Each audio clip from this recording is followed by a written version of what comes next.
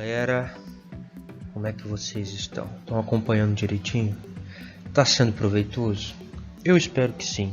Nós já falamos sobre todos os mecanismos gastrointestinais de interesse. Nós também falamos sobre os mecanismos intestinais de interesse. É importante a gente aprender como que funciona, como que é, para a gente saber lidar dentro do nosso objetivo, ok? Show de bola. O que ficou faltando então?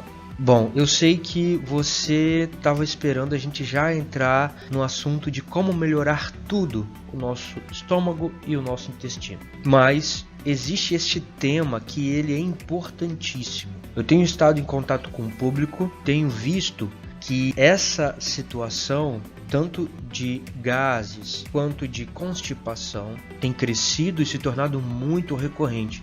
E as pessoas procuram mecanismos, meios rápidos e miraculosos que na verdade não existem. E isso precisa ser muito bem observado e trabalhado com o profissional da saúde que vai acompanhar aquela pessoa ou que for procurado para ajudar aquela pessoa, não é isso? Além disso, você, pessoa comum, pode descobrir e aprender meios de evitar tudo isso. E eu quero te ajudar nessa descoberta. Vamos lá então? O primeiro ponto aqui é a gente observar sobre os gases intestinais e gástricos, ou seja, do intestino e do estômago. A princípio, a gente vai falar sobre a coisa mais elementar de todas, mais óbvia, que é o quê? O ar. Às vezes as pessoas mastigam rápido demais e você pode ver isso em você, você pode identificar isso em você, não é difícil. Se você mastiga rápido demais, mastiga pouco, engole muito rápido o seu alimento, você nem presta atenção quando você está comendo o alimento, às vezes nem percebe tanto o sabor do alimento, pode ser uma questão do ar que você está ingerindo, os gases que você sente. Então, fique atento a isso. Engolir ar junto com o alimento ou a bebida, a água que seja, obviamente vai gerar uma quantidade de gases no seu estômago, mas na verdade não são gases aleatórios, são gases de ar mesmo que você engoliu, tá? Eles podem até chegar no intestino e também geram desconforto, até o estufamento abdominal, certo? E vejam bem, eu não vou nem comentar a questão de refrigerante, água gaseificada e afins, tá bom? Isso aí eu acho que a gente nem precisa discutir, né? O segundo ponto com relação aos gases intestinais e gástricos é a fermentação. Existem micro-organismos em todo o nosso corpo, inclusive e principalmente no nosso sistema gastrointestinal, certo? Beleza. Se existem bactérias ali, elas vão querer se alimentar. E quando uma bactéria se alimenta, nós chamamos isso de fermentação. Logo, toda fermentação produz uma excreta metabólica, uma consequência. E no caso da bactéria que fermentou o alimento, ela vai produzir gás. E dependendo do tipo de bactéria, ela vai ser capaz de fermentar determinado tipo de alimento. E determinado tipo de alimento vai gerar determinado tipo de gás, ok? Então, o segundo ponto é qual a população de bactérias e o tamanho da população de bactérias que você tem no seu sistema gastrointestinal. O terceiro ponto que eu quero falar é em relação às proteobactérias. Proteobactérias é um termo de entender que a gente está dizendo de bactérias capazes de fermentar proteínas. Então elas se alimentam de proteínas. Só que quando essa bactéria se alimenta de proteína, ela produz um gás característico e não é nem um pouco agradável, porque normalmente as proteínas contêm vários aminoácidos. A gente já discutiu bastante isso aqui. Alguns deles são aminoácidos que a gente chama de sulfurosos. Por que sulfurosos? Porque eles contêm enxofre, né? O sulfo, que em latim é o enxofre. E aí, quando essas bactérias fermentam essas proteínas e essas proteínas contêm os aminoácidos enxofrados, né, sulfurados, elas acabam produzindo um gás sulfurado, um gás enxofrado e que não é nem um pouco agradável.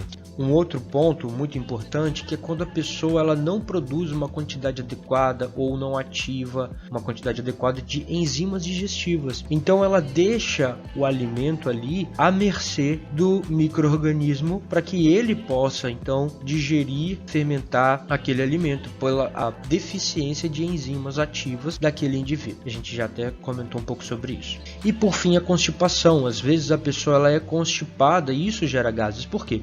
Porque as fezes ficam ali paradas muito tempo no intestino grosso e com isso as bactérias vão continuando ali, as bactérias grefativas, que são as bactérias com maior predominância no intestino grosso, acabam ficando mais tempo ali, tendo a oportunidade de fermentar mais e produzir mais gases. Então essa pessoa ela é, além de constipada, com muitos gases, muitos flatos, né? E infelizmente a maioria deles são flatos mal cheirosos. Normalmente uma pessoa que tem constipação, a gente vai discutir um pouco sobre isso mais para frente, como dar um up no intestino, mas é importante você entender o seguinte: se você sofre de constipação, aí alguém me pergunta, o que é constipação? Constipação é quando você não vai ao banheiro todos os dias. Dependendo do quanto você come e da frequência como você come, você pode ir ao banheiro até dia sim, dia não, ou até 2 vezes no dia.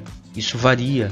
No entanto, mais do que dia sim, dia não, e com dificuldade, porque mesmo em dia sim, dia não, a pessoa ela tem enorme facilidade de fazer o número 2. Ela senta e o negócio escorrega, né? Então ela tá bem, tá bacana, tá com uma boa saúde gastrointestinal. Porém, uma pessoa que tem muita dificuldade de evacuar, essa pessoa com essa dificuldade de evacuar pode acabar demorando para ir no banheiro a cada 3 dias, 4 dias ou mais. Isso é um problema sério. E como que isso pode acontecer? Bom, essa pessoa, primeiro de tudo, talvez ela não esteja bebendo a quantidade de água que ela precisa. Veja bem, a quantidade de água que ela precisa. É diferente de eu falar que a pessoa bebe muita água. Uma pessoa que bebe um copo de água de hora em hora parece que bebe muita água. Mas se essa pessoa ela só bebe 8 copos, que ela bebe de hora em hora, no trabalho ela trabalha por 8 horas, então ela vai beber 8 copos de água. Essa pessoa ela está acima do peso, ela tem 1,80 m, então a quantidade de água, embora seja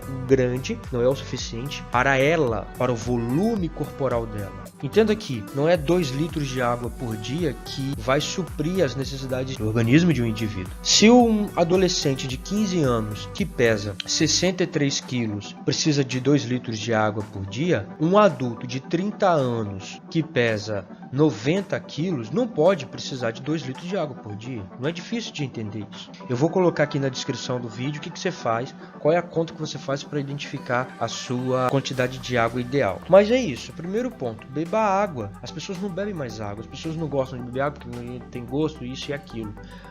Não é uma questão de gostar ou deixar de gostar, é uma questão de necessidade, principalmente se você já tem constipação.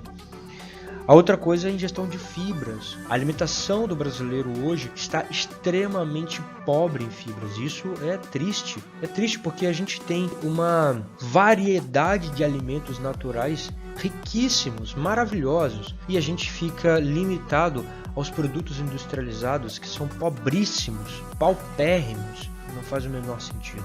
A ingestão de fibras, quando eu falo ingestão de fibra, gente, entenda o seguinte, não estou falando de nada integral não, tá? Não estou falando de biscoito integral, de pão integral, de macarrão integral, de arroz integral, não. Não, eu estou falando de verdura, alface, agrião, acelga, repolho. Eu estou falando de frutas, estou falando de maçã, de melão, de abacaxi, tá? Eu estou falando de manga, de graviola, de pêssego. É isso que contém fibras úteis ao metabolismo humano. Essas fibras de alimentos integrais, de cereais integrais, são pouco úteis ao metabolismo humano, diferentemente desses outros exemplos que eu acabei de mencionar para você.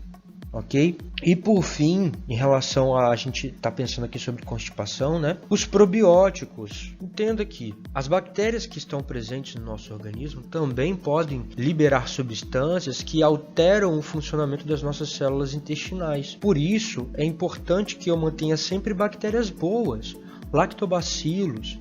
Como é que eu faço isso? Você pode ingerir alimentos ricos nessas bactérias boas, não apenas o iogurte, não fica focado no iogurte, até porque ele é um derivado lácteo e nem todos conseguem ingerir um derivado lácteo adequadamente. existem outros, existe o chucrute, existe o picles, existem outros vegetais que podem ser fermentados naturalmente, existe o kefir de água, existe o kombucha, o kombucha, enfim, opções não faltam para você conseguir melhorar a qualidade de bactérias do seu sistema gastrointestinal e prevenir a sua constipação. Mas eu falei na ordem, tá, gente? Água, fibras, alimentos e probióticos. Essa é a ordem de prioridade. Existe também medicamentos, você sabia disso? Às vezes você está fazendo tudo certinho, mas ainda assim você não melhora. Mas você ainda não se tocou que o medicamento que você está usando, e talvez você não saiba, mas deixa eu te falar, os prazóis, né, pantoprazol, omeprazol e companhia limitada, alteram o funcionamento do estômago e pode alterar também a sua digestão, aumentar muito a formação de gases, piorar muito a qualidade das suas fezes, piorar muito a qualidade dos seus gases. Então, os prazóis, eu estou dizendo que eles são péssimos nesse aspecto e talvez seja o seu problema. Existem outros recursos que trazem menos colaterais, tá bom? Então, você pode procurar, se caso seja o seu caso. Os antiácidos, tá passando mal, vai comprar um antiácido e tudo. Outra coisa é o bicarbonato, que ele também vai agir exatamente como um antiácido, né? E antibiótico, você imaginava isso? Pois é, e são eles que estão alterando o seu sistema gastrointestinal. Tem outros recursos, tem outra forma de trabalhar, então talvez no futuro próximo a gente converse melhor sobre isso. Existem os anti-inflamatórios também, tá? Então assim, é muito complicado, às vezes realmente a pessoa tem que fazer o uso do anti-inflamatório, né? Problemas reumatológicos e tudo, mas tem que ficar de olho na saúde gastrointestinal. Aí você pode conversar com o médico, talvez tentar algo mais natural, enfim. E alguns antidepressivos e ansiolíticos também alteram, então eles mudam a função cerebral, mudam o equilíbrio de neurotransmissores para poder combater exatamente a ansiedade e a depressão da pessoa. Só que quando eles fazem isso, eles lentificam a velocidade da passagem do alimento. Sabia disso? Mas agora você já sabe. Talvez o seu problema seja esse, você não estava entendendo por que mesmo fazendo tudo bonitinho, você ainda estava com muitos gases, muitos flatos ou até constipado, viu? Eu já vou emendar logo no nosso vídeo sobre dar o reforço. Eu não quero ficar com esse vídeo tão longo, tão extenso. Por favor, não esquece de dar o joinha, compartilhar e, se possível, comenta aqui, fala o que você está achando e o que você gostaria de ver no nosso canal. Tá joia? Grande abraço e até a próxima.